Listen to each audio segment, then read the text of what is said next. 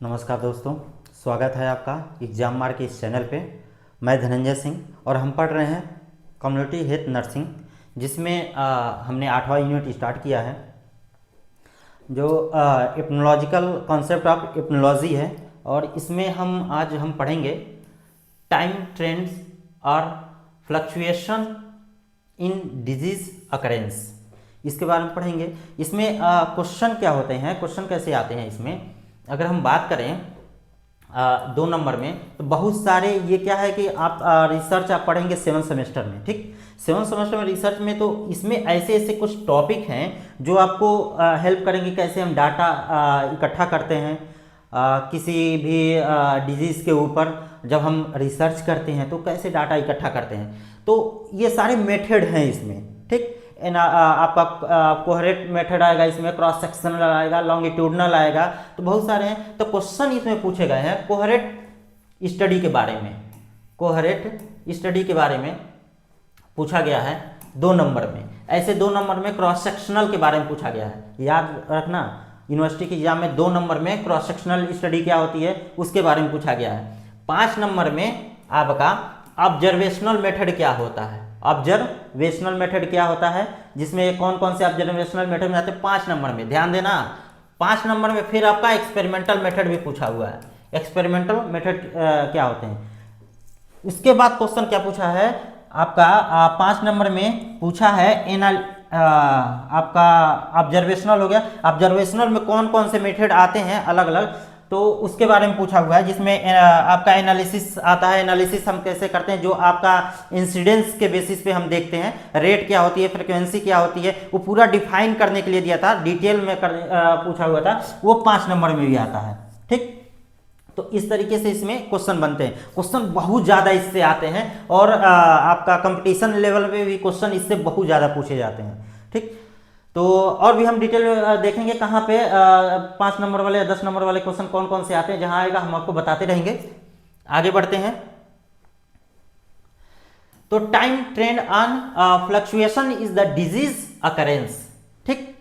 बात कर रहे हैं, एक सिंपल सी बात है, कभी भी अगर डिजीज के बारे में जानना रहता है, डिजीज के बारे में स्टडी करनी रहती है, वो बीमारी कैसे आई क्या आई, तो 3-4 चीजें हैं हम देखते हैं, ठीक। जिसमें आपका टाइम ध्यान रखना, प्लेस टाइम, प्लेस, पर्सन, ठीक। अब ये 3 चीजें ऐसी हैं जो आपको होना ही होना है। क्वेश्चन हम पूछते हैं ना, कैसे हुआ, कैसे, कहां,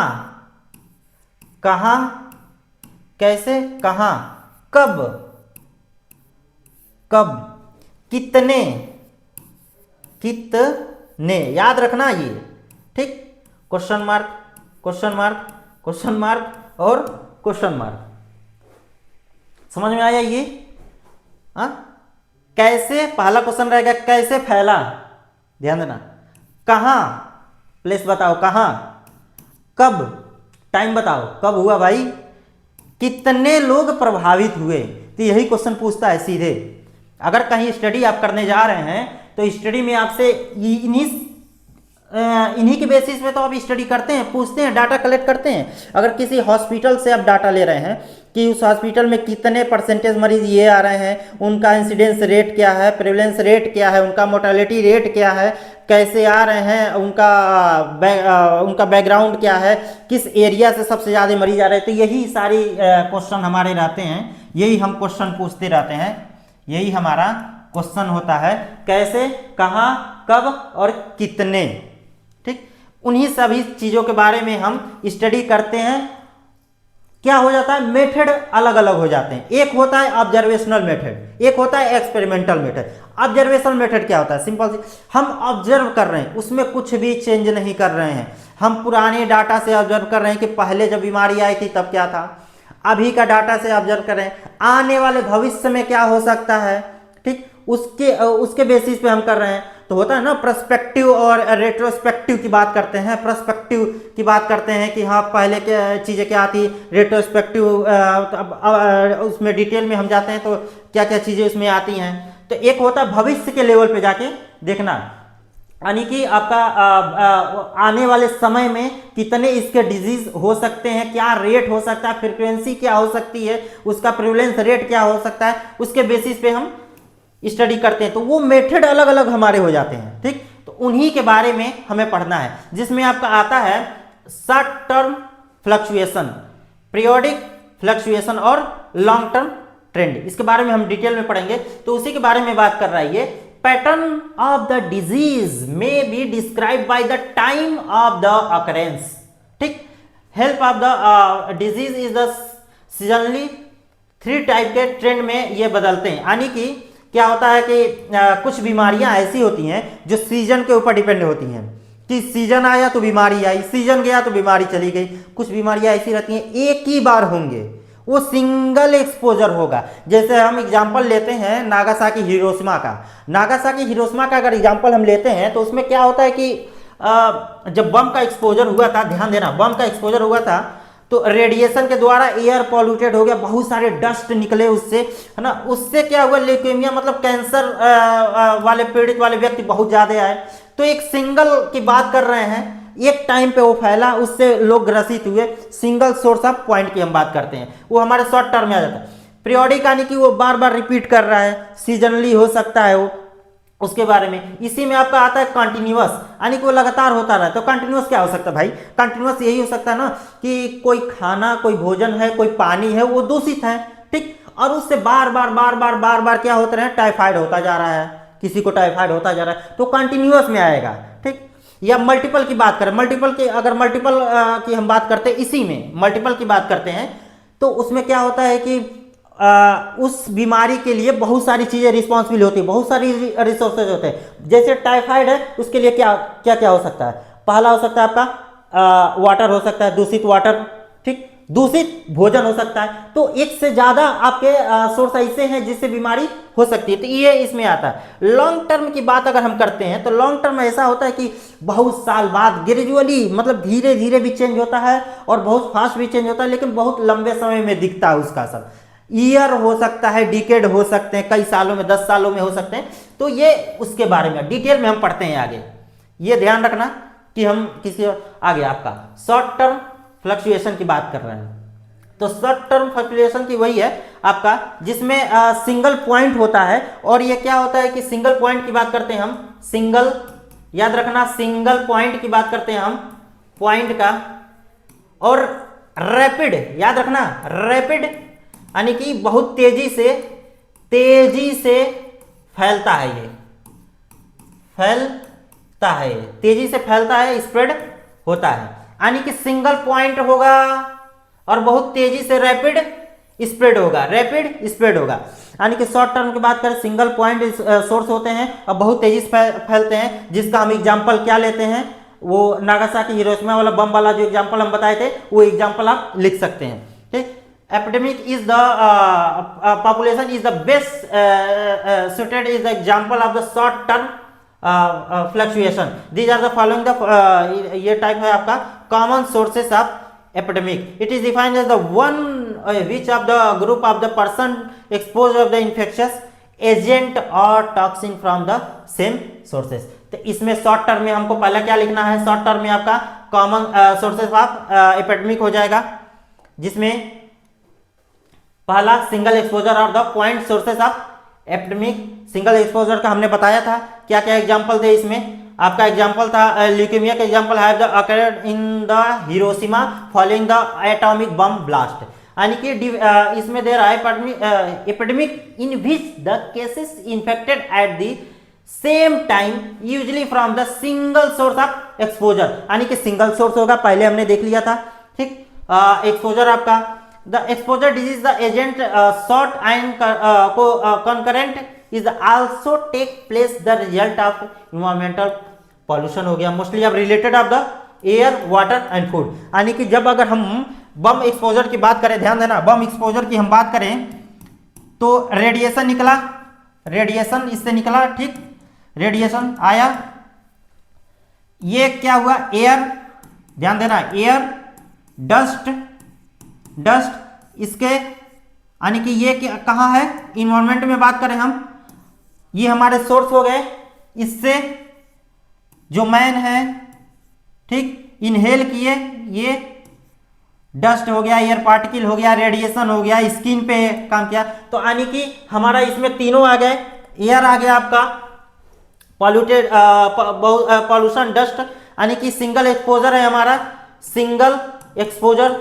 ध्यान देना, एग्जांपल एकदम अच्छे से देख लेना। सिंगल एक्सपोजर है, रेडिएशन के द्वारा इसमें डस्ट और एयर इन्वॉल्व हो रहे हैं और इससे क्या हुआ, एक पूरा एपिडेमिक यानी कि पूरा एक एरिया इससे ग्रसित हो गया। तो हमने देख लिया इसमें सिंगल एक्सपोजर, यानी कि टाइम की भी बात कर ली हमने, कब हुआ था, सोर्स क्या थे हमारे। दूसरा एग्जांपल इसमें दिया हेपेटाइटिस ए। ये एग्जांपल थोड़ा सा ये ऐसे है कि पेनिसिल्वेनिया में क्या हुआ था, पेनिसिल्वेनिया एक रेस्टोरेंट था जिसमें 500 लोग, याद रखना इसमें 500 से ऊपर लोग, 500 से ऊपर ही लोग थे जो ग्रसित हो गए थे हेपेटाइटिस ए से। क्या हुआ था कि वहाँ पे ओनियन, मतलब एक फार्मर थे, उनके यहाँ से वो अपने फार्मर से, अपने खेत से लेकर आए थे, रेस्टोरेंट में दिए थे, ठीक, प्याज।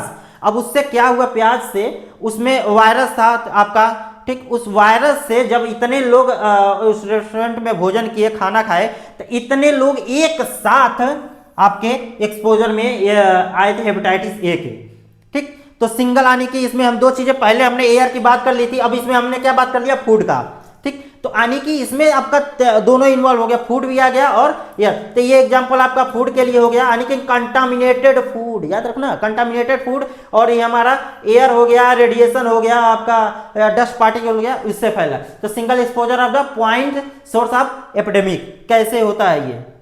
दूसरा कंटिन्यूअस सोर्स ऑफ एपिडेमिक, यानी कि कंटिन्यूअस सोर्स की बात कर रहे हैं। इसमें क्या होता है, कंटिन्यूअस सोर्स में ध्यान देना, जो एयर हो गया आपका, वाटर हो गया, एयर वाटर हो गया आपका, पॉल्यूटेड एयर हो गया, पॉल्यूटेड वाटर हो गया, फूड हो गया, ठीक, पॉल्यूटेड की बात कर रहे हैं हम, ठीक। ये तीनों क्या हो गया, कंटिन्यूअस आपको डिजीज काज कर रहे हैं। जैसे हम कॉलरा का एग्जांपल लेते हैं, कॉलरा का एग्जांपल ले सकते हैं, टाइफाइड का ले सकते हैं, हम टाइफाइड का ले सकते हैं, ठीक। इसमें तो क्या होता है कि ये आपका टाइफाइड कंटामिनेटेड फूड और वाटर से फैलता है। तो ये कंटिन्यूअस अगर आप यूज कर रहे हैं उसको, तो ये डिजीज फैलता रहेगा। उसी के बारे में बात करें, define the epidemic which the cause agent like the polluted drink water, spoiled food, etc. infecting of the people who come in the contact with it over the extent of the period of the time, ठीक। एक example इसमें भी दिया है फेलिया में। इसमें क्या था, रिस्पिरेटरी इलनेस की बात कर रहे हैं। ये इसमें क्या हुआ था कि कोई बहुत सारे लोग एक जगह एक हॉल में इकट्ठा थे और वहां पे कूलर लगा हुआ था, ठीक। उससे क्या हुआ था कि उसके जरिए वायरस एंट्री किया, पूरा क्लोज सिस्टम था, उसमें जितने लोग थे उन्होंने इनहेल किया, ठीक। तो रिस्पिरेटरी के द्वारा उनके इनहेल किया और उसके द्वारा वायरस उनके अंदर चला गया। तो वो भी एक कॉमन सोर्स था, एक कॉमन सोर्स था।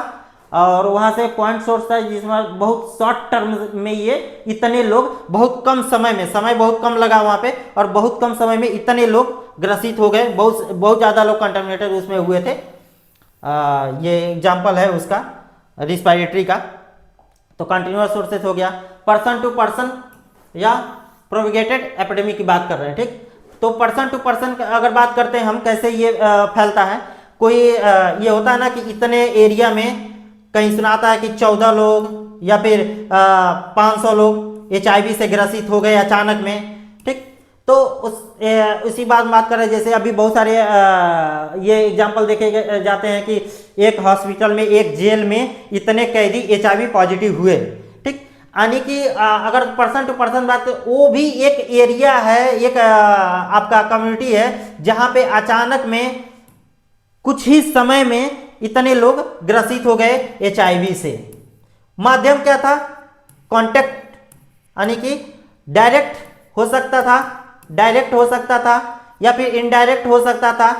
ये ट्रांसमिशन की बात कर रहे हैं, डायरेक्ट हो सकता है, सेक्सुअल कांटेक्ट हो सकता था या निडल के द्वारा हो सकता था। तो उसी बारे में बात कर रहे हैं हम इसमें। Usually transmission by the direct person to person contact with the syphilis and hepatitis B and HIV are the sharing of the needle, यानी कि ये जो होता है आपका फैल सकता है इतने लोग को बहुत कम समय में।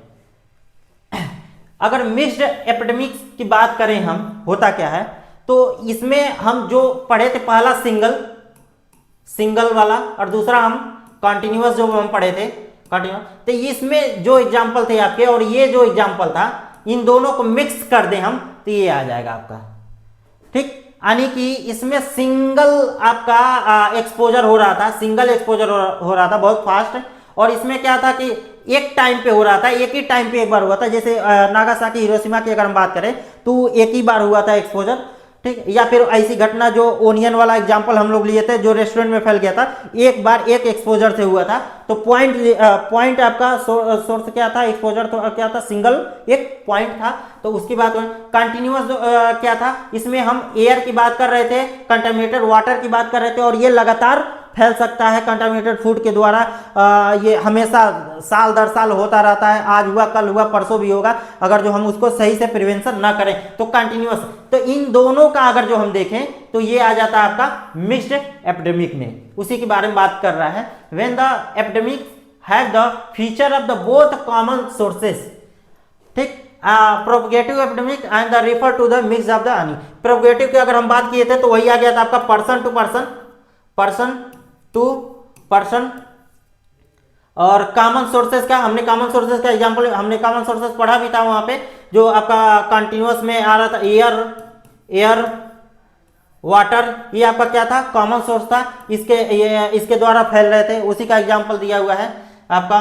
इसमें क्या होता है कि एक एग्जांपल था, over the next few week of the several state of the health department details the subsequent generation of the syphilis cases of the propagated by the person to person and transmission from the festival attend। तो ये एक आपका example है। तो mix वाला हमको समझ में आया। अब आ गए हम कौन सा, दूसरा वाला। पहला हमने पढ़ लिया शॉर्ट टर्म, दूसरा है पीरियोडिक फ्लक्चुएशन। इसमें क्या है, पीरियोडिक फ्लक्चुएशन मतलब सीजनल ट्रेंड। सीजनल ट्रेंड में क्या होता है, हमने बताया था उसमें, having the disease over time the change में भी अकर द रेगुलरली, ठीक, और अनप्रेडिक्टेबल होता है। Season infection of the human और द मेनी, जैसे क्या है इसमें दिया था example, disease in the children of the such as the measles हो गया, डिप्थीरिया हो गया, चिकन पॉक्स हो गया आपका, फिको ओरल इन्फेक्शन हो गया, चेंज ऑफ कॉलरा हो गया, rota virus and the vector of the born of like the malaria. इसमें क्या होता है कि अगर जो हम मीजल्स की बात करें, ठीक, या फिर चिकन पॉक्स की बात करें, तो एक होता है ना कि दो से 3 साल तक सही रहा, ठीक, उसके बाद से फिर से 2 से 3 साल बाद तो फिर से हो गया, ठीक। तो ये क्या होता है कि ये रिपीट कर रहा है, ठीक, इसका एक पीरियड चल रहा है, एक टाइम चल रहा है, उसके बाद ये रिपीट कर रहा है। ऐसे हम बात करें, अगर जो मलेरिया की बात करें तो रेनी वाटर आ गया, ठीक। रेनी सीजन में आपका क्या होता है, रेनी सीजन में ये फैल सकता है। तो ये सीजनल ट्रेंड की हम बात करते हैं कि कैसे सीजनली में ये ऐसे सारे डिजीज आ सकते हैं, साल भर पे 2 साल पे बार बार रिपीट कर सकते हैं, उसके बारे में हम देख। नेक्स्ट क्या है आपका, सीजनल वेरिएशन होता कैसा है। Seasonal difference of the disease of the occurrence in the influence by the directly और indirectly by the environmental and the conditions such as the temperature, humidity, rainfall, overcrowding etc। यानी कि उसी बात में बात करें, जब सीजनल वेरिएशन की बात करें, हमने सीजनल ट्रेंड की बात किया, अब हम सीजनल वेरिएशन की बात करें। तो सीजनल वेरिएशन में आपका टेम्परेचर हो गया, बहुत ज्यादा टेम्परेचर पे, ठीक, ह्यूमिडिटी, बहुत ज्यादा ह्यूमिडिटी है तब। रेनफॉल का हमने एग्जाम्पल देखा ही था आपका मलेरिया का, ठीक। ओवरक्राउडिंग है तो रिस्पिरेटरी प्रॉब्लम हो सकता है, या स्किन का कोई डिजीज हो सकता है। तो ये सारे आपके सीजनली वेरिएशन है। साइक्लिक ट्रेंड के बारे में बात करें, साइक्लिक ट्रेंड का समझेंगे हम। Some disease occur in the cyclic and spread over the short period, बहुत कम समय के लिए, at the time like the day, week, month, year. Is the influenza is the pandemic occur of the interval 7 से 10 year तक, ठीक।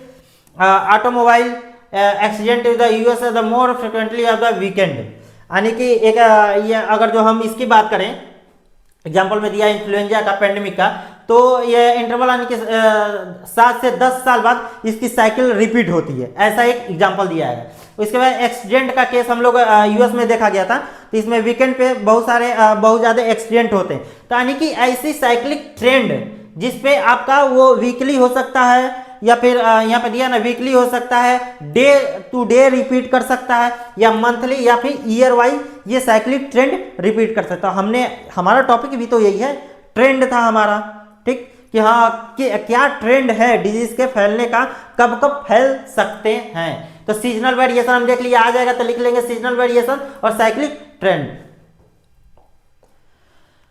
Long term में क्या है, लॉन्ग टर्म वेरिएशन ये क्या होता है, इसको सिंपल समझेंगे। ये क्या होता है कि बहुत ही ग्रेजुअली चेंज होता है और बहुत समय लगता है इसको बदलने में, इतना जल्दी नहीं कि हाँ हमने कहीं बम विस्फोट हुआ और तुरंत बहुत लोग उससे ग्रसित हो गए, तो बहुत सारे एयर पॉल्यूशन वाली चीज़ें निकल के आई, या फिर कंटिन्यूस की अगर हम बात करें तो वाटर है कंटेमिनेटेड हुआ और हम तुरंत 1 घंटे बाद 2 घंटे बाद हमें डायरिया वोमिटिंग चीज़ें स्टार्ट हो गई। तो ये थोड़ा सा समय लेता है। Long term the variation in the occurrence on the disease over the long period time of the commonly several of the year हो सकता है या decades हो सकता है। They refer of the progressive increases or decreases। ठीक, example इसमें coronary heart disease का लिया है, यानी कि इसमें जो आपका CAD होता है या लंग कैंसर के बारे में बात कर रहे हैं, लंग कैंसर, डायबिटीज हो गया आपका, तो ये सारी चीजें, लंग कैंसर आपको तुरंत नहीं दिखने को मिल जाएगा।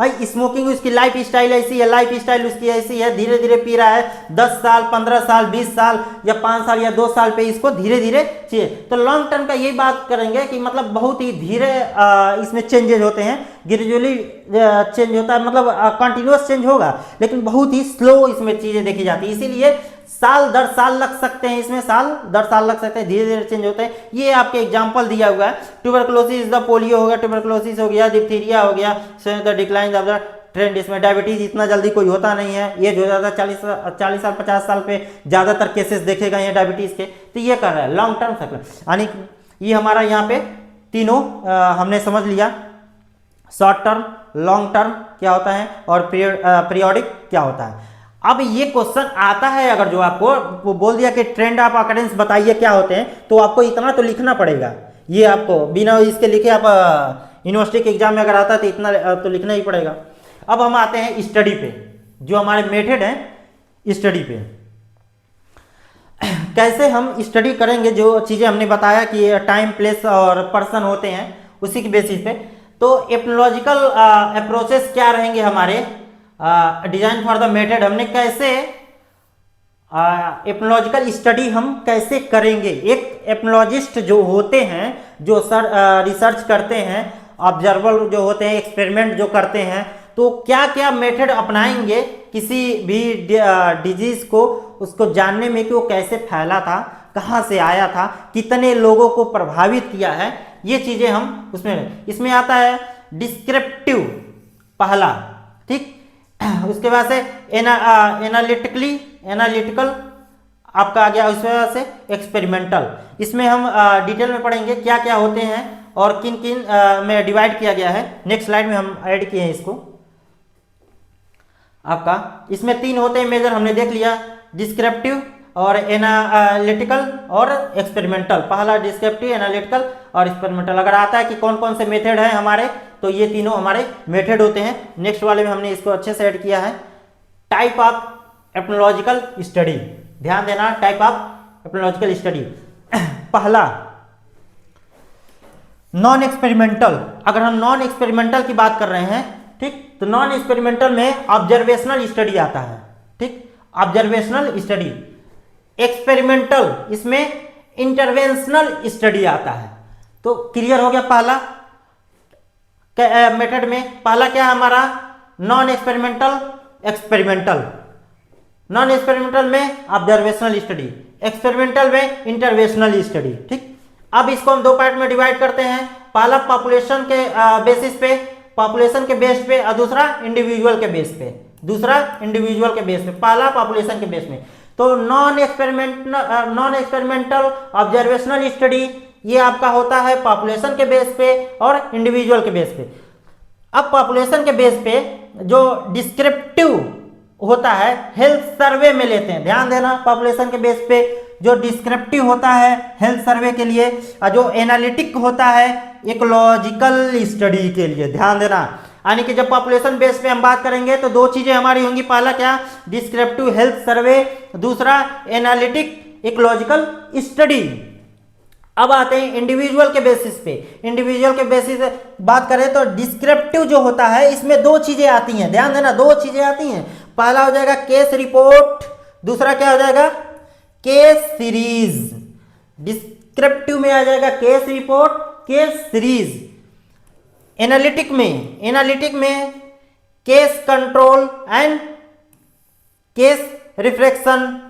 यहां से पहला क्रॉस सेक्शनल स्टडी, इसको प्रेवलेंस स्टडी भी कहते हैं, तो पहला क्रॉस सेक्शनल स्टडी, दूसरा केस कंट्रोल स्टडी और तीसरा कोहेरेंट स्टडी। इसी के बारे में हम बात कर रहे थे, इसको यही याद कर लो, ठीक। अगर जो एग्जाम में आता है तो ये चार्ट बनाना बहुत ही जरूरी है। अगर ये बना देते हो, इसके बारे में दो दो लाइन लिख देते हो, एग्जामिनर तुमको पूरा नंबर देगा, काटेगा नहीं। अब एक्सपेरिमेंटल में हम बात करें तो इसमें रैंडम वाले जो आते हैं, रैंडमाइज्ड, इसमें कंट्रोल ट्रायल और क्लिनिकल ट्रायल आते हैं, इसको कंट्रोल ट्रायल कहते हैं। नॉन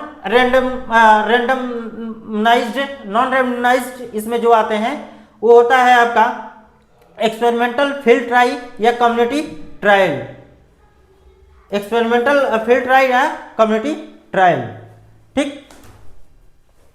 अब इसमें तीन चीजें हो गई,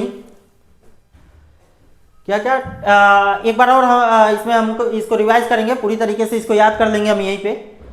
नॉन एक्सपेरिमेंटल में ऑब्जर्वेशनल स्टडी हमने देख लिया, जिसमें क्या था, पॉपुलेशन के बेसिस पे और इंडिविजुअल के बेसिस पे। एक्सपेरिमेंटल में इंटरवेंशनल स्टडी आएंगे, जिसमें रेंडमनाइज्ड एंड नॉन रेंडमनाइज्ड आएंगे, ठीक। रेंडमनाइज्ड में कंट्रोल ट्रायल आ जाएगा, इसमें एक्सपेरिमेंटल एंड फील्ड ट्रायल आ जाएगा, या इसको कम्युनिटी ट्रायल कहते हैं। तो याद रखना, एक्सपेरिमेंटल, फील्ड ट्रायल या कम्युनिटी ट्रायल कहते हैं। और इसमें क्या आ जाएगा, पॉपुलेशन के बेस पे descriptive health survey and analytic ecological study. और इसमें क्या आ जाएगा आपका, डिस्क्रिप्टिव एनालिटिक। डिस्क्रिप्टिव में केस रिपोर्ट और केस सीरीज, और एनालिटिक में तीन आएंगे। पहला क्या है हमारा, क्रॉस सेक्शनल स्टडी या प्रेवलेंस स्टडी इसको कहते हैं, दूसरा केस एंड कंट्रोल स्टडी, इसको केस रिफ्लेक्शन कहते हैं, तीसरा कोहेरेंट स्टडी या फॉलो अप स्टडी कहते हैं। समझ में आया? ये चार्ट बहुत जरूरी है और ये बना देना ऐसे ही। आगे बढ़े, डिस्क्रिप्टिव स्टडी स्टार्ट करते हैं, ठीक। डिस्क्रिप्टिव स्टडी होता क्या है, is called observational, there is the individual of the intervention, treatment and exposure of the occur। यानी कि जब डिस्क्रिप्टिव स्टडी की बात करते हैं तो पहला हमारा ये क्या था, ध्यान देंगे, पहला हमारा क्या था, ये था ऑब्जर्वेशनल। यानी कि इसमें हम कोई एक्सपेरिमेंट नहीं करेंगे, पहली बात, ठीक। ना ही किसी हॉस्पिटल एरिया में लेकर जाएंगे। यानी कि कोई अगर जो साइंटिस्ट है तो वो बैठा हुआ है और वो एक बेसिस पे यही बात कर रहा है कि भविष्य में कितने बीमारियां फैल सकती हैं, अभी का रेट क्या है, कितने लोग प्रभावित हो रहे हैं, तो वो सारी स्टडी है वो, यानी कि वो ऑब्जर्व कर रहा है। इसमें ना ही कोई एक्सपेरिमेंट कर रहा है, ना ही किसी लैब में जा रहा है, ना ही कोई इन्वेस्टिगेशन कर रहा है कि कितने लोग प्रभावित हो रहे हैं, क्या क्या उसके कोई भी मतलब आपका लैब का उपयोग ही नहीं कर रहा है, केवल ऑब्जर्व कर रहा है चीज़ों को। तो उसी के बेसिस पे इसको हम देखते हैं, जिसमें आपका तो individual can be observe prospective and retrospective are the currently. यानी कि ये बात कर रहा है अभी के सिचुएशन में, यानी कि अगर जो कोई वायरस बैक्टीरिया अभी फैला है किसी भी कम्युनिटी में, तो अभी का सिचुएशन क्या है उसके बारे में वो अध्ययन कर रहा है, ठीक। प्रोस्पेक्टिव, रेट्रोस्पेक्टिव, यानी कि पहले क्या थी स्थिति, पहले वो कैसे फैला था, क्या कारण थे, उसके बारे में अध्ययन कर रहा है। आने वाले भविष्य के बारे में, यानी कि भविष्य में ये कितना फैल सकता है उसके बारे में एक आकलन निकाल रहा है। कोई भी, ये पहली बात तो इसमें समझ लेना कि कोई एक्सपेरिमेंट नहीं कर रहा है। तो जब हम डिसएडवांटेज पढ़ते हैं ना, तो यही तो लिखते हैं कि भाई उसमें डीमेरिट्स क्या थे, क्यों का किस लिए उसको नहीं अपनाया गया, तो यही इसके डीमेरिट्स निकल के आते हैं कि हमने कोई ना ही लैब को यूज किया, ना ही कोई एक्सपेरिमेंटल डाटा हमने निकाला, कोई स्टडी नहीं किया, बस हम बैठ के उसको ऑब्जर्व कर रहे थे कि हाँ इतने लोग फैल गए, अब इतने लोग आ गए, अब भविष्य में तो हम 200 से 300 लोग हो जाएंगे, 1000 लोग हो जाएंगे। तो उसके बेसिस पे ये स्टडी हम करते हैं। तो पहली बात तो अगर कहीं आए तो चुपचाप एकदम लिख देना क्या ऑब्जर्वेशनल है, और इसमें हम केवल डाटा ऑब्जर्व करते हैं, ना ही कोई एक्सपेरिमेंट करते हैं। ये चीजें होनी चाहिए, ठीक। First step of the epidemiology is the investigation. It is the study of the occurrence and distribution, यानी कि अकरेंस एंड डिस्ट्रीब्यूशन की बात कर रहा है। डिस्ट्रीब्यूशन वही एज के बेसिस पे, सेक्स के बेसिस पे, क्या एज के बेसिस पे कितने एज के लोग प्रभावित हुए इससे, ठीक। मेल है या फीमेल है, किस एरिया में हुआ है, प्लेस की बात कर रहे हैं। Focus on the identify the reporting of both of the pattern and the frequency of the health event of the population. And descriptive की अगर हम बात करें तो इसमें क्या आ जाता है, फ्रीक्वेंसी यानी कि कितनी बार चीजें, कितनी बार प्रभावित हो रहा है, कितनी बार बीमारियां फैल रही हैं, कैसे, ठीक। उसके बाद एक और था पैटर्न, क्या था उसका फैलने के लिए, पैटर्न कैसा था, किस पैटर्न से वो फैल रहा था। तो ये सारी चीजें हैं इसमें। क्लियर हुआ। डिस्क्रिप्टिव क्या होता है, पहला तो ऑब्जर्वेशनल होता है, प्रोस्पेक्टिव की बात करते हैं, रिट्रो प्रोस्पेक्टिव की बात करते हैं इसमें। तो चीजें क्लियर है इसमें, 4-5 चीजें हैं। पहला ऑब्जर्व हम रखेंगे, दूसरा प्रोस्पेक्टिव, तीसरा रेट्रो प्रोस्पेक्टिव, यानी कि ये पिछली घटना पे आधारित होता है। पिछले घटना से डाटा कलेक्ट करते हैं, ठीक। इसमें करंटली आया था, यानी कि अभी का क्या हुआ, तो 1, 2, 3 और 4, ये 4 चीजें हैं, क्लियर होनी चाहिए कि इसके बेसिस पे हम क्या करते हैं, डिस्क्रिप्टिव। अब इसमें क्या है, descriptive epidemiological deal with the question, कैसे, व्हाट, व्हेन, वेयर, हु। हमने शुरू में जब स्टार्ट किया था लेक्चर तभी हमने बताया था कि कैसे चीजें फैलती हैं। उसमें आपका तो टाइम दिया था, टाइम था, प्लेस था और पर्सन था, कैसे तो यानी कि क्या हम क्वेश्चन तो यही पूछेंगे ना, जब स्टडी करने जाएंगे, कहीं भी डाटा कलेक्ट करने जाएंगे तो क्वेश्चन हमारा यही रहेगा, ठीक। व्हेन आपका, वेयर कहाँ से, है ना, कितने लोग, यही देखे थे, कितने लोग प्रभावित होंगे, कैसे होंगे, कितने लोग प्रभावित होंगे, कैसे होंगे, ठीक, कितने लोग प्रभावित होंगे। तो इसके बेसिस पे ये हमारे क्वेश्चन होते हैं। इसी क्वेश्चन के बेसिस पे हम फ्रेम करते हैं और निकालते हैं डाटा स्टडी करने के लिए। पर्पस क्या था डिस्क्रिप्टिव का लाने का, पर्पस क्या था, क्या उसके उद्देश्य है, provide the exemption about the cause the prevention, यानी कि कारण हमें जानना था, कारण और रोकथाम के बारे में बात कर रहे हैं, रोकथाम।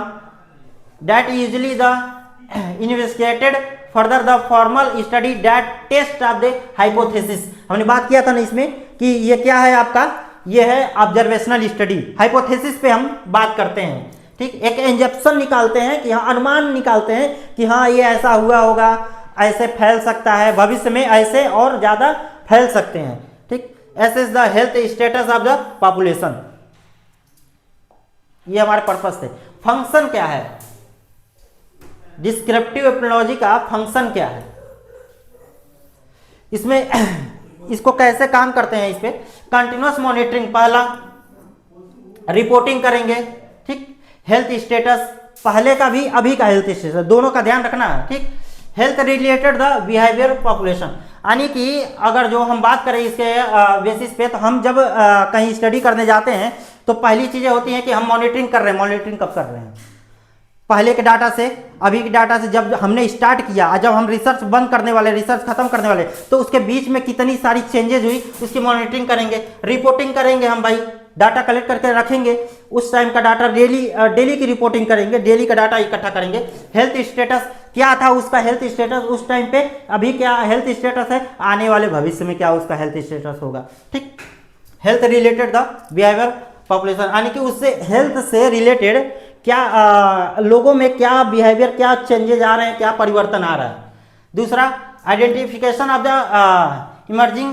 री emerging head of the problem, identify करेंगे हम उसको। Warm people of the potentially threat drawing the public health of the priority of the population, यानी कि अगर हम बात करें तो जब डिजीज कहीं फैलता है तो हम एक प्राथमिकता देते हैं कि पहले किन चीज़ों पे किन लोगों को बचाएं, और वो हमारा स्टडी का मेथड क्या होगा, पहले हम कौन सा डाटा इकट्ठा करेंगे, तो प्राथमिकता हम किसको देते हैं। Explore the possible association with between the risk factor health outcome in the order of the formulated hypothesis and determinants of the disease.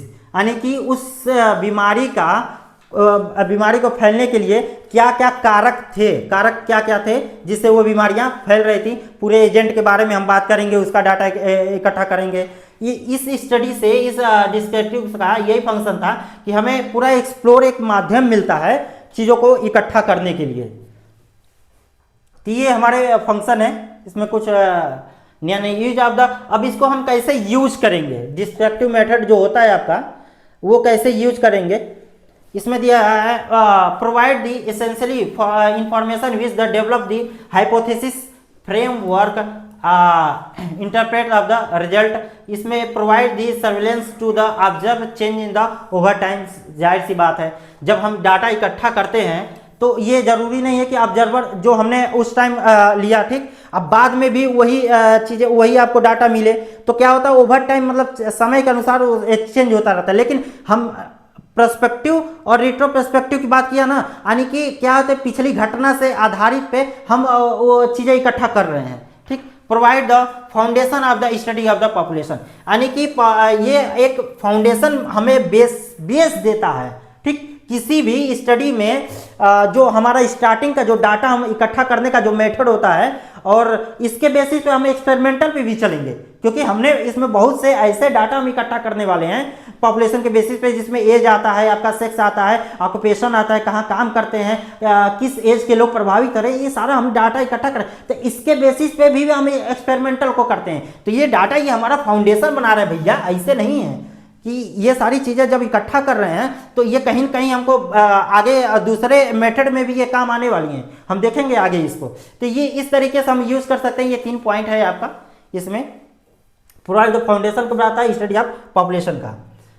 अब इसमें क्या है, वही क्वेश्चन बार बार आएंगे आपको।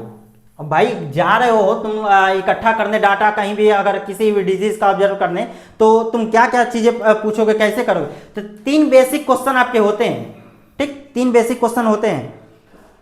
व्हेन द डिजीज अकरिंग, यानी टाइम डिस्ट्रीब्यूशन की बात कर रहा है, पहला टाइम डिस्ट्रीब्यूशन की बात कर रहा है। Where it is the occurring, यानी कि प्लेस डिस्ट्रीब्यूशन की बात कर रहे हैं। और उसके बाद से आपका हु गेटिंग द डिजीज, यानी पर्सन डिस्ट्रीब्यूशन की बात कर रहे हैं। तो शुरू से हम बोलते हुए आ रहे हैं, ये चीजें रहेंगी। इसमें क्या क्या स्टेप इन्वॉल्व रहेंगे जब हम ये स्टडी करेंगे, तो ध्यान देना क्या क्या स्टेप इन्वॉल्व रहेंगे जब हम ये स्टडी करेंगे। तो there is a various procedure step in the descriptive study which of the listed here. क्या क्या है इसमें, पहले डिफाइन द पॉपुलेशन, पहले तो हम पॉपुलेशन को डिफाइन करेंगे। ध्यान देना ये स्टेप ये पूछता है भाई, डिस्क्रिप्टिव मेथड का स्टेप बताइए, कैसे हम डिस्क्रिप्टिव मेथड, ऑब्जर्वेशनल मेथड हम कैसे करेंगे। तो पहला डिफाइन करेंगे पॉपुलेशन को, पहला डिफाइन करेंगे पॉपुलेशन को। दूसरा हम क्या करेंगे, identify and define the disease health outcome. दूसरा आइडेंटिफाई करेंगे क्या, डिफाइन द डिजीज और हेल्थ आउटकम। उसके बाद से describing the disease by time place and person. अब डिस्क्राइब करेंगे क्या, disease by time place and person. उसके बाद से measurement of the disease comparing with the known of the indices, ठीक। इसमें मेजरमेंट करेंगे, मेजरमेंट में आपका बहुत सारे स्टडी आते हैं जो हम उसके बेसिस पे करते हैं, जैसे एनालिसिस हम करते हैं, ठीक। तो formation of the causal hypothesis और इसके बाद से डिसमिनेट ऑफ द रिजल्ट, यानी कि इतने ये स्टेप हो सकते हैं, इतने स्टेप हो सकते हैं हमारे डिस्क्रिप्टिव स्टडी करने का। पहले से हम बढ़ेंगे, डिफाइन द पॉपुलेशन। पॉपुलेशन को हम कैसे डिफाइन करेंगे, तो define the population is first and for the most priority science since the going to provide us the denominator for the measuring of the frequency and distribution, यानी कि ये frequency की बात कर रहा है और डिस्ट्रीब्यूशन के बेसिस पे हम क्या करते हैं, किसको डिफाइन करते हैं, पॉपुलेशन को हम डिफाइन करते हैं फ्रीक्वेंसी के बेसिस पे और डिस्ट्रीब्यूशन पे। यानी कि define the population is the means either whole population और रिप्रेजेंटेटिव सैंपल, यानी कि जो पॉपुलेशन का बेस, जो हम जहां से सैंपल ले रहे हैं, ठीक, सैंपल ले रहे हैं स्टडी के लिए, उसकी बारे में बात कर रहे हैं, या फिर होल पूरे पॉपुलेशन का जहाँ के बारे में हम बात कर रहे हैं, ये आपका डिफाइन करता है पॉपुलेशन को। इसको और हम क्लियर अगर हम करें इसको, तो defining the population of the study क्या होता है, defining the population base in the term of क्या होता सकता है, एज के बेसिस पे हम पॉपुलेशन को डिसाइड करते हैं, जेंडर के बेसिस पे करते हैं, ऑक्यूपेशन के बेसिस पे करते हैं, दूसरा क्या, कल्चरल एंड कैरेक्टर के बेसिस पे हम डिफाइन करते हैं। ये हो गया। अब define the population can also specially selected the group के बेसिस पे डिफाइन करेंगे। तो समझ में आया, यहाँ पे वही बात कर रहे थे, जब पॉपुलेशन ऑन द गोइंग आपका measuring of the frequency and the distribution, तो जो डिस्ट्रीब्यूशन था उस किसके बेसिस पे हम पॉपुलेशन को डिफाइन कर रहे थे। तो पहला हमारा हो गया age, gender, population and cultural. दूसरा define population also the specialize selected the group, जिसमें ऑक्यूपेशनल ग्रुप हो गया, school of children, age, sex group and small group. इस ग्रुप के बेसिस पे भी हम पॉपुलेशन को डिवाइड कर सकते हैं, डिफाइन कर सकते हैं। ठीक, identify the defining the disease and health outcome. तो पहला हमने देख लिया क्या था स्टेप में, डिफाइनिंग पॉपुलेशन। अब दूसरा क्या है, identify and define the disease और हेल्थ आउटकम। एकदम स्टेप बाय स्टेप हम चलेंगे, कैसे हम मेथड, हम क्या क्या स्टेप इन्वॉल्व करेंगे डिस्क्रिप्टिव मेथड को अपनाने के लिए, कैसे हम डिस्क्रिप्टिव मेथड कैसे हम ऑब्जर्व करते हैं, कैसे ऑब्जर्वेशनल मेथड अपनाते हैं डाटा कलेक्ट करने के लिए, एकदम पॉइंट टू पॉइंट। अब हम आइडेंटिफाई करेंगे क्या, डिफाइन द डिजीज और health outcome. Specify the disease health outcome, you are the studying the clear defining the criteria आपका क्या है फॉर डायग्नोसिस। पहला डायग्नोसिस कैसे कर रहे हैं, identify the condition at the ensure the consistency and the data collection.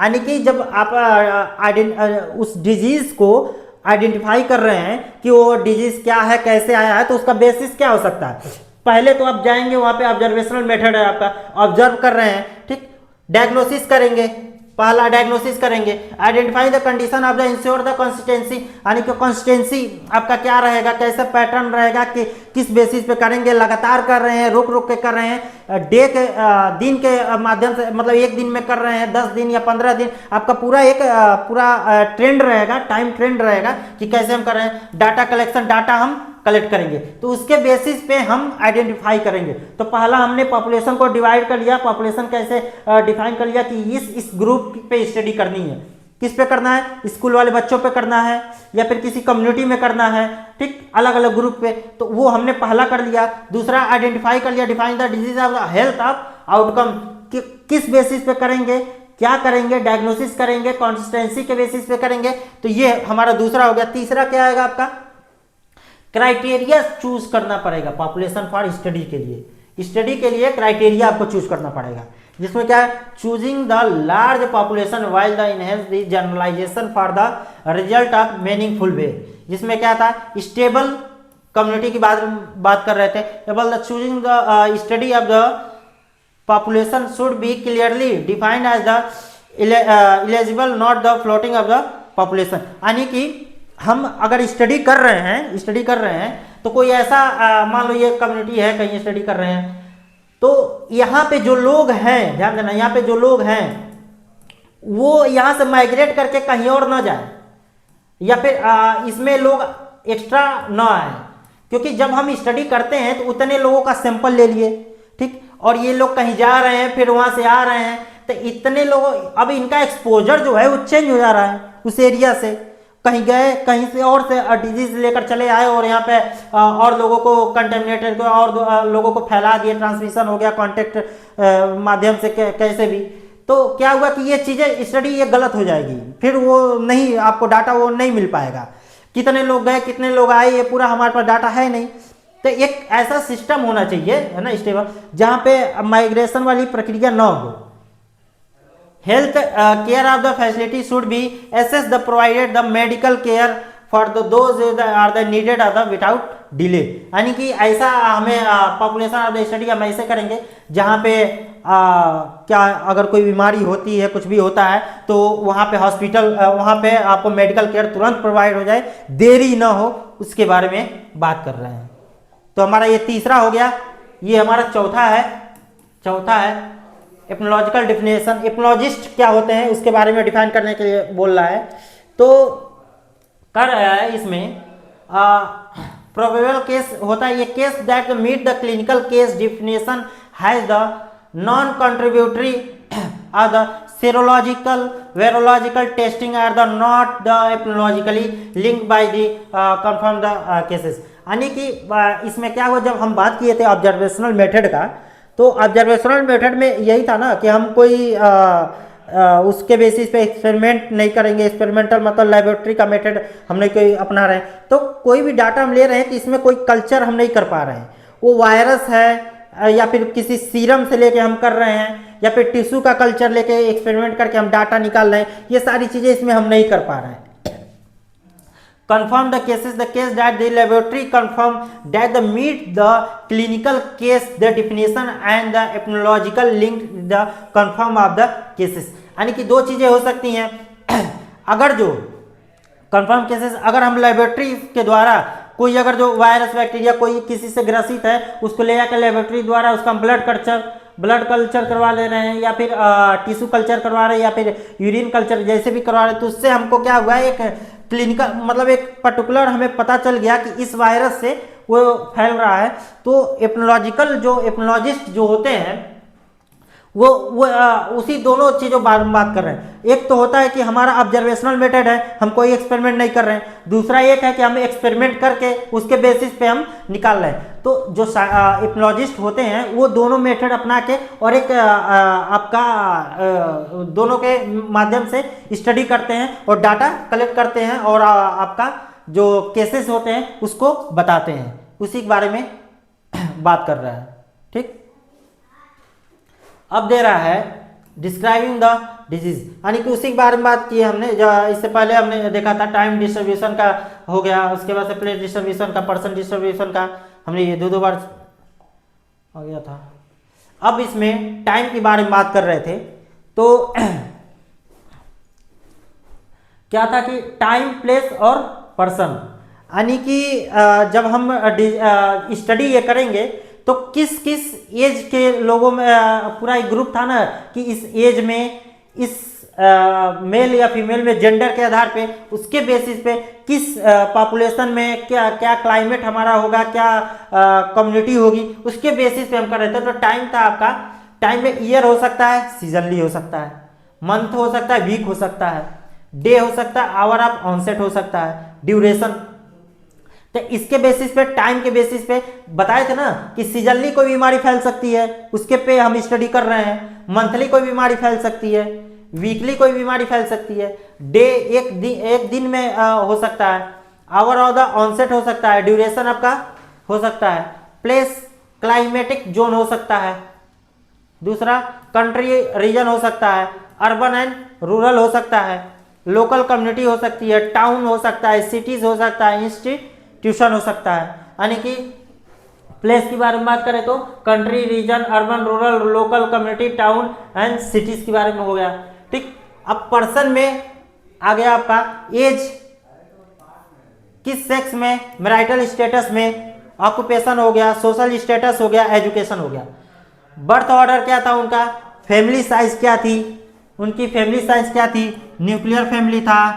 ठीक, क्या था, हाइट आपकी क्या थी, हाइट के बेसिस पे weight, blood pressure, blood cholesterol and person habitat. तो ये हमारा पर्सन के बेसिस पे हम डिवाइड कर रहे हैं, तो इतनी सारी चीजें आ रही हैं। प्लेस के बेसिस पे हमने डिवाइड किया तो इतनी से अर्बन, रूरल से लगाए लोकल कम्युनिटी, टाउन, और उसके बाद से टाइम के बेसिस पे हमने डिवाइड किया। तो ये, तो अगर जो डिस्क्रिप्टिव वाला आता है तो वो पूछता है टाइम, वो तीन आपके तीनों का लिखने के लिए टाइम, प्लेस, पर्सन, तो ये आपको ऐसे लिखना रहेगा।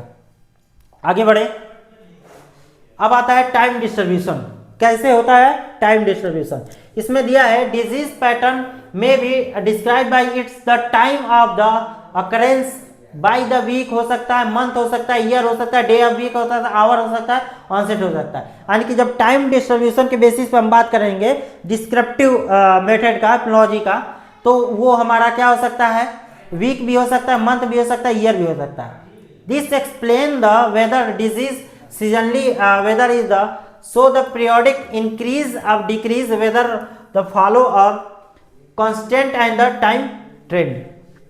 इसमें क्या है, epidemiologist is the identify the 3 different and of the fluctuation, जिसमें आपका हमने शुरू में पढ़ा था शॉर्ट टर्म फ्लक्चुएशन हो सकता है, पीरियोडिक फ्लक्चुएशन हो सकता है, एंड लॉन्ग टर्म और सर्कुलर ट्रेंड हो सकता है। तो टाइम डिस्ट्रीब्यूशन के हिसाब से हमने पहले जब पढ़ा था तो यही सारी चीज़ें आई थी। इसमें शॉर्ट टर्म पे हम आ रहे थे, इसमें सिंगल पॉइंट था, सिंगल एक्सपोजर हो रहा था। पीरियोडिक में सीजनली चीज़ें हो रही थी, बदल रहा था, ठीक। पीरियोडिक में 2 चीज़ें आई थी। लॉन्ग टर्म में बहुत धीरे धीरे ग्रेजुअली, मतलब बहुत ग्रेजुअली चेंजेज आ रहा था इसमें, किसमें, लॉन्ग टर्म में। तो टाइम डिस्ट्रीब्यूशन समझ में आया। शॉर्ट टर्म फ्लक्चुएशन हमने पढ़ लिया था। Is the population is the study of the example of the short term, जिसमें टाइम क्या था, प्लेस, पर्सन, एक common source of the epidemic, जिसमें सिंगल एक्सपोजर या पॉइंट सोर्स की बात हम बारे में बात कर रहे थे। उसके बाद कॉन्टिन्यूस सोर्स ऑफ एपिडेमिक आ रहा था, पर्सन टू पर्सन प्रोपगेटिव एपिडेमिक आ रहा था। उसकी वजह से क्या आ रहा था, मिक्स्ड अप एपिडेमिक आ रहा था, जिसमें पीरियोडिक फ्लक्चुएशन में सीजनल ट्रेड आ रहा था, सीजनल वेरिएशन आ रहा था, उसकी वजह से साइक्लिक आ रहा था, फिर लॉन्ग टर्म या सर्कुलर ट्रेंड आ रहा था। तो शॉर्ट टर्म फ्लक्चुएशन हमने पढ़ लिया, इतनी सारी चीजें इसमें आ रही थी, रिपीट भी कर लिया हमने रिवाइज भी कर लिया इसको। आगे बढ़े, प्लेस डिस्ट्रीब्यूशन। प्लेस डिस्ट्रीब्यूशन यानी कि प्लेस के बेसिस पे, place distribution is the epidemiology refer to the geographical allocation of the disease occurrence, ठीक, डिजीज अकरेंस यानी कि प्लेस के बेसिस पे कर रहा है। तो study where the disease are the occur और the disease frequency varies from the place to place, identify the environmental and the social factor related to the disease distribution. यानी कि प्लेस के बेसिस पे बात करें तो प्लेस टू प्लेस चीजें बदल रही हैं, आइडेंटिफाई द इन्वायरमेंटल, उसमें चीजें ऐड हो रही हैं, social of the factor and related to the disease distribution. आगे देखेंगे डिटेल में इसको। ऑब्जेक्टिव क्या है इसके, to identify the high risk and low risk area. हम अगर जो प्लेस की बारे में बात करें तो अगर हमें प्लेस डिस्ट्रीब्यूशन का अगर हमें पता चले कि हाँ इस जगह पे बहुत ज़्यादा इस जगह पे चीज़ें फैली हुई, मतलब कि बीमारियां फैली हैं, तो उसको इजीली हम आइडेंटिफाई कर लेंगे हाई रिस्क और लो रिस्क एरिया कौन सा है। To study the geographical variation of the disease, जब प्लेस की स्टडी हम करेंगे उसमें क्या है, हमारा मेन उद्देश्य क्या रहेगा, geographical variation of the disease, यानी कि जियोग्राफी के बेसिस पे हम एरिया के बेसिस पे डिजीज का वेरिएशन चीजें हम पढ़ लेंगे, ठीक। To detect the environmental and the man made risk factor, to detect the environment and the man made risk factor. दूसरा क्या करेगा ऑब्जेक्टिव हमारा, help the planning prevention and the control measures, component of the place distribution with the example. तो ये हमारे objective है किसके, place के। जियोग्राफिकल एरिया अगर हम बारे में बात करते हैं, डिजीज डिस्ट्रीब्यूशन में भी बिटवीन द कंट्री हो सकता है, आपका स्टेट ऑफ द स्टेट हो सकता है या डिस्ट्रिक्ट हो सकता है, अर्बन एंड रूरल हो सकता है। एग्जांपल में मलेरिया का एग्जांपल दिया था, more the common of the tropical and सब ट्रॉपिकल रीजन। काला आजार का इसमें दिया हुआ है, बिहार और वेस्ट बंगाल में सबसे ज़्यादा काला आजार के पाए जाते हैं, कहाँ कहाँ, बिहार और वेस्ट बंगाल में। तो हो गया ना, जियोग्राफिकल रीजन के, जियोग्राफिकल एरिया के हिसाब से हमने डिस्ट्रीब्यूट किया और ये चीज़ें हमारी निकल के आ गई। मलेरिया जो है ट्रॉपिकल में और सब ट्रॉपिकल में रीजन में ज़्यादा देखा जाता है, काला आजार जो बिहार में और वेस्ट बंगाल में देखा जाता है। तो यानी कि कंट्री के हिसाब से, स्टेट और डिस्ट्रिक्ट के हिसाब से, अर्बन और रूरल के हिसाब से ये बदलती जाती हैं। नेचुरल इन्वायरमेंट ध्यान देना, including the climate, rainfall, temperature, humidity and altitude of the social, यानी कि एल्टीट्यूड और सॉइल इसके एग्जाम्पल क्या आ जाएंगे, malaria increase the rainy and humid area, यानी कि जहां बरसात होता है वहां पे मलेरिया ज्यादा फैलते हैं। Goitre is the common iodine deficiency of the hill region, यानी कि हिल रीजन में ग्वाइटर घेगे वाले जो पेशेंट होते हैं इसमें ज़्यादा देखे जाते हैं। जहाँ कहाँ पे आयोडीन की कमी होती है वो कौन सा रीजन है, हिल रीजन दे दिया है। तो ये इन्वायरमेंट के, नेचुरल इन्वायरमेंट के बेसिस पे इसको डिवाइड कर रहा है। Heat stroke occur more the hot climate area, समझ में आया, हॉट क्लाइमेट एरिया। आगे बढ़े, मैन मेड इन्वायरमेंट के बारे में बात कर रहे हैं। Include the housing, sanitation, water supply, pollution and the over crowding. ठीक, इसमें सैनिटेशन हो गया, वाटर सप्लाई हो गया, पॉल्यूशन हो गया, ओवर क्राउडिंग हो गया, cholera due to contaminated water and water supply से हो गया, रिस्पिरेटरी डिजीज है जो पॉल्यूटेड इंडस्ट्री ऑफ सिटी में फैल रहा है। ठीक, tuberculosis, the over crowding the slum area. तो मैन मेड इन्वायरमेंट का हमने देख लिया क्या क्या चीजें आ गई इसमें, include house, sanitation, water supply, pollution और ओवर क्राउडिंग, जिससे ये हो सकता है रिस्पिरेटरी डिजीज हो सकता है, ट्यूबरक्लोसिस हो सकता है, कॉलरा हो सकता है। इसके लिए वाटर सप्लाई और इसके लिए पॉल्यूटेड जो इंडस्ट्री सिटीज है उनमें होता है। अर्बन और रूरल डिफरेंस वाले में हमने देखा था, अर्बन में disease pattern of the differ from the urban to rural population, जिसमें एग्जांपल हम क्या लिए थे, अर्बन एरिया में diabetes, hypertension, road traffic accident सबसे ज़्यादा होते हैं। रूरल एरिया में देखें तो malnutrition, tuberculosis, parasitic infection. Rural area में अगर देखेंगे तो हमको किस तरीके की बीमारियां मिलेंगी, माल न्यूट्रिशन का मिलेगा, ट्यूबरक्लोसिस मिलेगा, पैरासिटिक इन्फेक्शन मिलेगा। तो ये सारी बीमारियां हमको इसमें मिलेंगी। पर्सन डिस्ट्रीब्यूशन, ठीक, ये हमारा हमने प्लेस देख लिया, हमने टाइम देख लिया, ये लास्ट हमारा क्या है, पर्सन डिस्ट्रीब्यूशन, जिसमें person distribution refer to study of the disease occurrence in the relation the person personal characteristic of the individual in the population, जिसमें था personal factor affecting the disease of distribution. पहला था क्या, personal, यानी कि उनके personal factor के बारे में बात कर रहे हैं। इसमें देखना, person distribution refer to study of the disease occurrence in relation with the personal characteristic, personal characteristic, उसके बेसिस पे पर्सनल फैक्टर जो था affecting disease of the distribution. पहला क्या था, age, disease occurrence varies with the age. For example था इसमें मीजल जो है चिल्ड्रेन में, हाइपरटेंशन इन द एडल्ट में और ऑस्टियोपोरोसिस इन एल्डरली में। ये आपके एज के बेसिस पे हमने डिवाइड कर दिया। देखो यूनिवर्सिटी के एग्जाम में क्या होता है ना कि आपको डाटा लिखने पड़ते हैं, चीजें आ रही हैं लेकिन कंटेंट आप लिखेंगे ना, कंटेंट लिखना पड़ता है तभी आपको नंबर मिलते हैं। सेक्स के बेसिस पे some disease are the more common in the one sex, breast cancer is the female and prostate cancer in the male. ध्यान देना, breast cancer in the female and prostate cancer in the male. Occupation के basis पे बारे में बात करें तो work environment influences the disease of the pattern, जिसमें क्या था, silicosis the miner and the hepatitis B of the health worker, यानी कि सिलिकॉन फैक्ट्री में अगर सिलिकॉन फैक्ट्री हो गया या फिर कॉटन फैक्ट्री हो गया या फाइब्रस वाला होते हैं, जैसे जहाँ कॉटन फैक्ट्री होता है वहाँ पे कॉटन जो इनहेल कर लेते हैं जो वर्कर होते हैं, तो ये सारी किस में आ जाएंगे, ऑक्यूपेशन में आ जाएंगे, यानी कि जहाँ काम कर रहे हैं आप वहाँ पे डिजीज फैल रही है, उसके बेसिस पे हम डिवाइड करें। तो उसके वजह से क्या है, marital status affected health of the behaviour, the sexual transmitted disease common the unmarried individual, यानी कि जब मैरिटल स्टेटस के बारे में लिखना तो सेक्सुअल ट्रांसमिटेड डिजीज है more common the unmarried individual.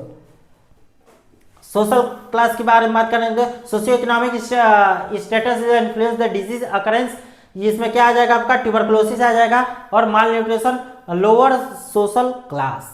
ठीक, बिहेवियर एंड हैबिट के बेसिस पे life style habit affected the health, example है smoking causes lung cancer, alcohol causes liver of the disease, यानी कि बिहेवियर के बारे में बात करें तो लाइफ स्टाइल हैबिट, आपका लाइफ स्टाइल अगर जो खराब है तो ये सारी चीज़ें हो सकती हैं। और ये हमारा ये मेथड है, इन एरिया पे हम स्टडी करेंगे, इन लोगों पे स्टडी करेंगे।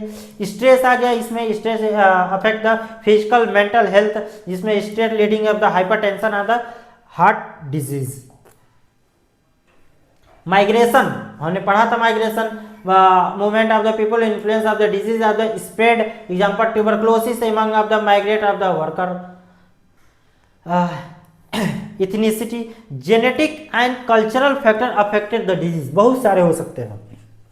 सिकल सेल एनीमिया आपका इथनिक ऑफ द ग्रुप, यानी कि सिकल सेल एनीमिया एग्जांपल है आपका जो जेनेटिकली कल्चरली फैल सकते हैं। सिकल सेल का तो आपका ये हो जाता है, सबसे ज़्यादा साउथ अफ्रीका में देखा जाता है ये।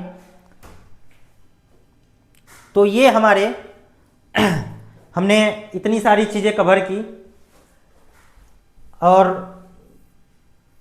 लगभग आपका 2 नंबर वाला क्वेश्चन हमने बताया था 5 नंबर में। जैसे इसमें क्या होता है, जब क्वेश्चन पूछता है यूनिवर्सिटी वाले में, ध्यान देंगे तो जैसे हमने स्टार्टिंग में ही बताया था आप लोग को,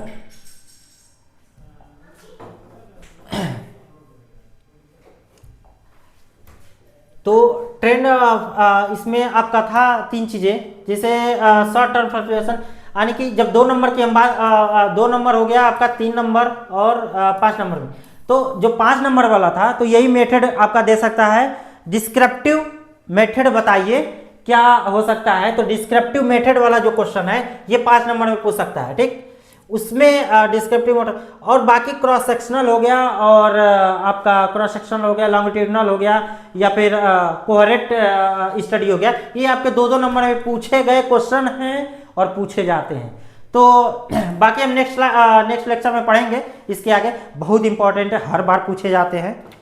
तो अगर कोई डाउट है तो आप मैसेज करिएगा, चीज़ें हम क्लियर करेंगे। और बाकी नेक्स्ट लेक्चर में हम मिलते हैं। Thank you.